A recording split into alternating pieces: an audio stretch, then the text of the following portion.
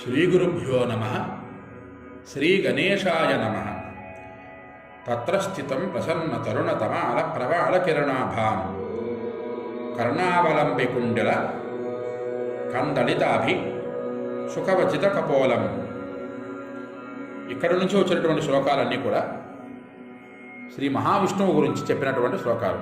ఒక 4-5 శ్లోకాలలో శ్రీపురంలో ఆ లలితాపరాభట్టారికాదేవి దగ్గర ఉండేటటువంటి ఆ విష్ణుమూర్తుల వారు ఎలా ఉన్నారు అన్నది పరమాద్భుతమైనటువంటి వర్ణనలో ఈ 4-5 శ్లోకాలలో వస్తాయి. అది ఎదరఘట్టంలో తెలుసుకుంటూ ఈ శ్లోకంలో శ్రీపురంలో ఉన్న మాణిక్య మండపం దగ్గర ప్రసన్నముగా ఉండేటివాడు శ్రీ మహావిష్ణువు.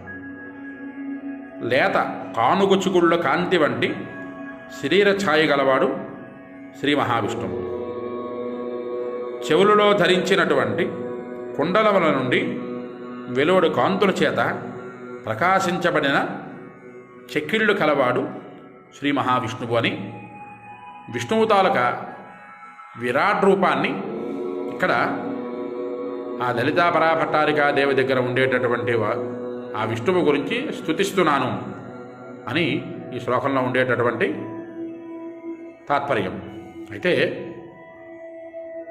మనం చెప్పుకున్నట్లుగానే శ్రీపురంలో ఉన్నటువంటి అమ్మవారు సమస్త దేవతా పరిగణాలతో సర్వాభరణ సంయుక్తమైనటువంటి ఆ లలితాపరాభట్టారికాదేవి సమస్త దేవతల తాలూకా దర్శనాన్ని మనకి కల్పిస్తూ ఆ అమ్మవారు మనకి సర్వకాల సర్వావస్థల యందు కటాక్షాన్ని కురిపించే రకంగా మనకి ఇక్కడ దర్శనమిస్తున్నది అన్నది ఇందులో ఉండేటటువంటి ఆంతర్యం. హరి ఓం స్వస్తి.